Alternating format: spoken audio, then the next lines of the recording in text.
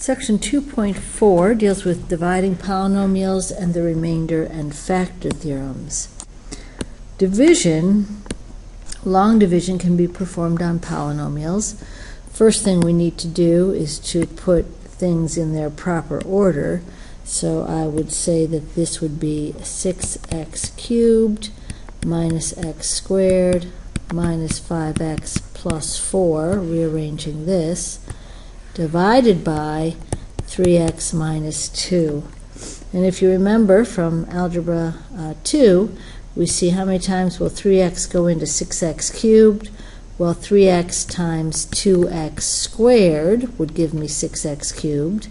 Then I take this and multiply it by all of this, just like I would in long division. And then 2x squared times negative 2 would be negative 4x squared. Remember, we've got to subtract all of this, which changes this second sign if I use a different ink color. So if I make that plus, we get minus and plus here.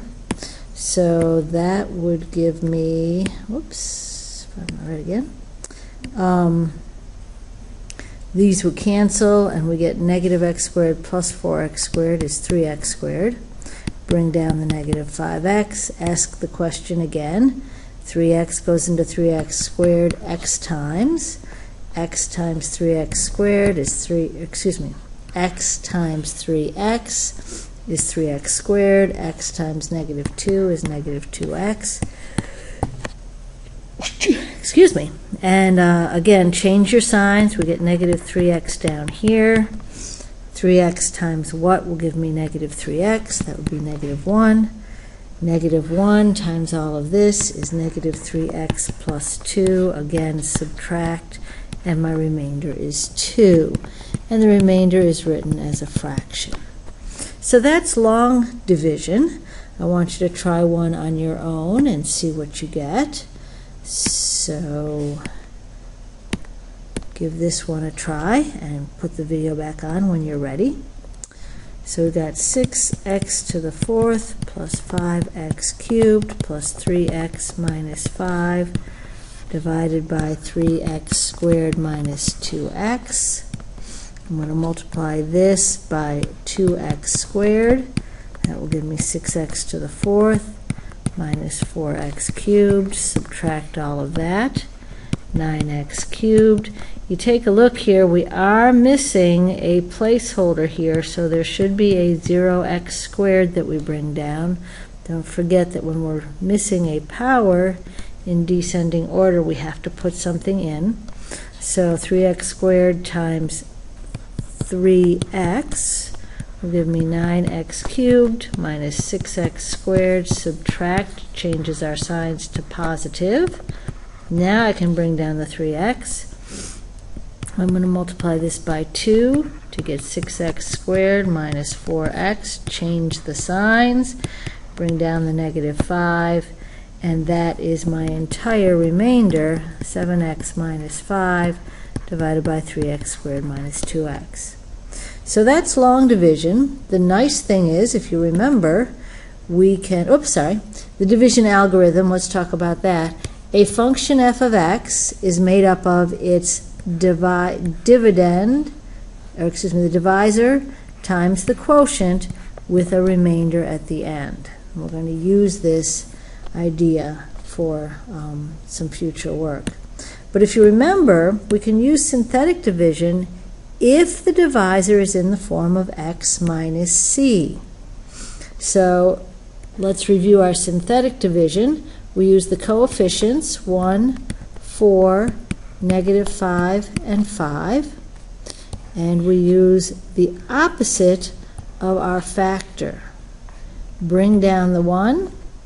1 times, we're always multiplying by this number. 1 times 3 is 3.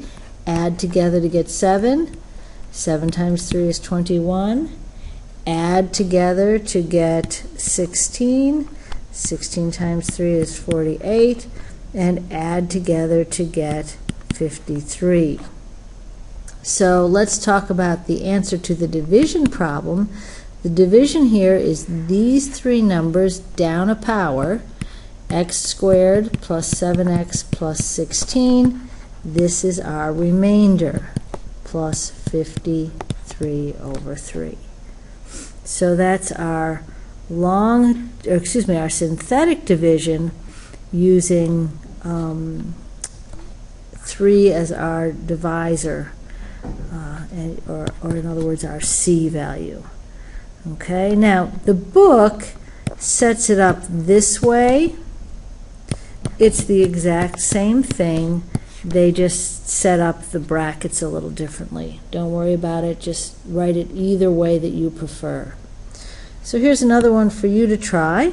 Do this using synthetic division. Don't forget, you're going to need a placeholder in here, a 0 for the x squared. Turn the video back on when you're done.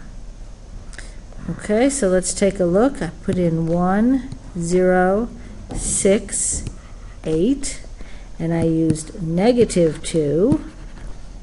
So bring down the 1, -2, add together, 4, add together, -20, -12. So my solution, again, 1 power down from what I started with, x squared minus 2x plus 10.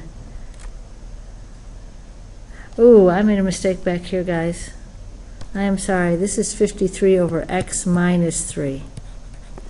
I'm sorry. And this is a -12 over x plus 2. I'm sorry. I apologize for that. But go back and fix that in your notes.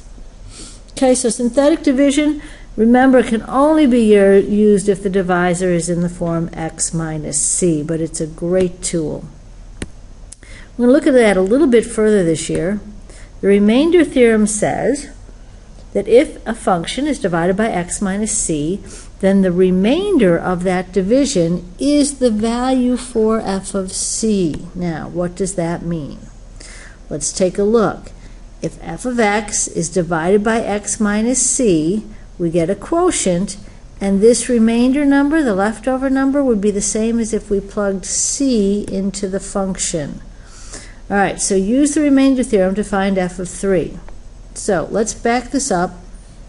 I'm not going to worry about this one just yet. So using the remainder theorem, first of all, let's do it the good old-fashioned way. F of 3 would be 3 times 3 to the 5th plus 2 times 3 to the 4th minus 30 times 3 cubed minus 60 times 3 plus 2. Ouch. That's a lot of work to do. If you stuck it in your calculator, we're going to get -97. Now, if I could find f of 3 using synthetic, that would be fantastic. So, since I want to find f of 3, my divisor will be x minus 3. 3 is my value here. My coefficients from my original were 3x to the 5th, 2x to the 4th, -30x cubed, 0x squared, watch that, minus 60x plus 2. So using synthetic, bring down the 3, multiply to get 9. 11, multiply to get 33. Add them up to get 3, multiply to get 9. Add them up to get 9. Multiply to get 27.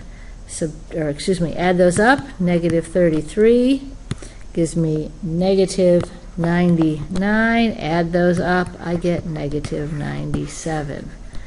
Without a calculator, this second means is certainly quicker and easier than trying to accomplish this by substitution.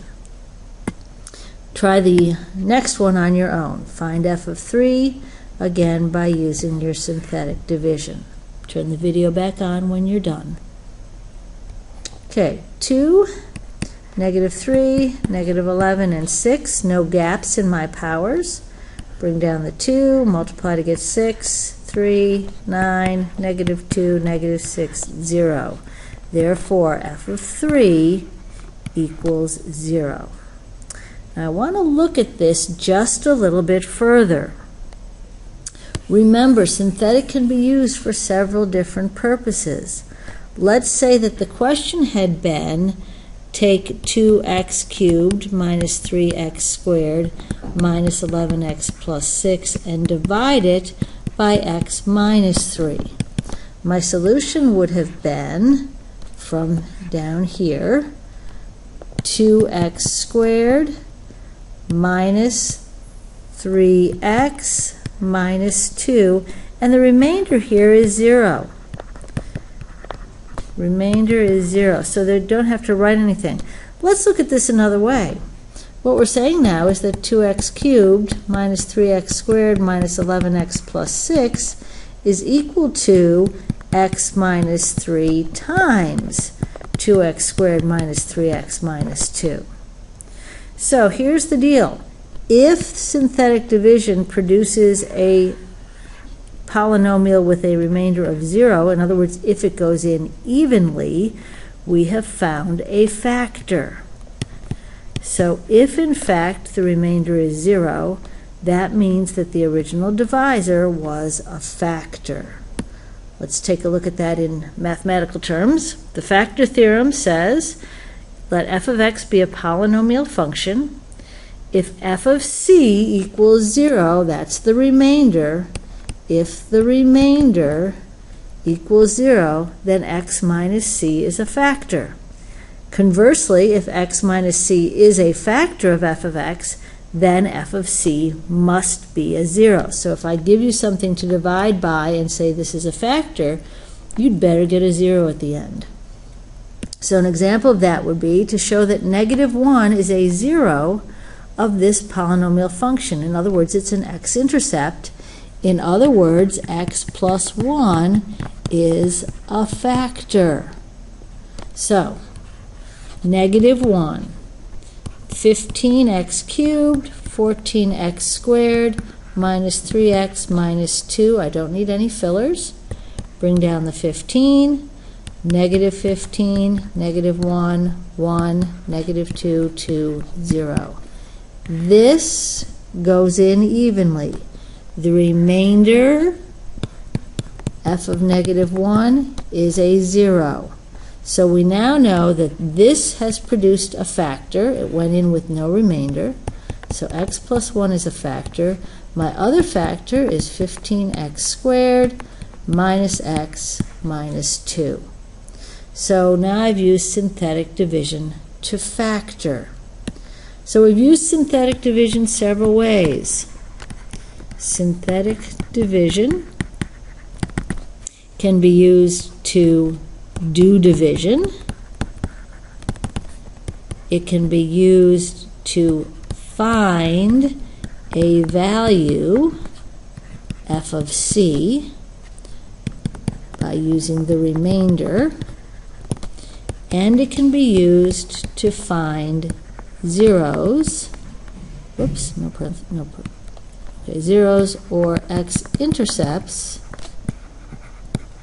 by checking to see if f of c equals 0. In other words, no remainder.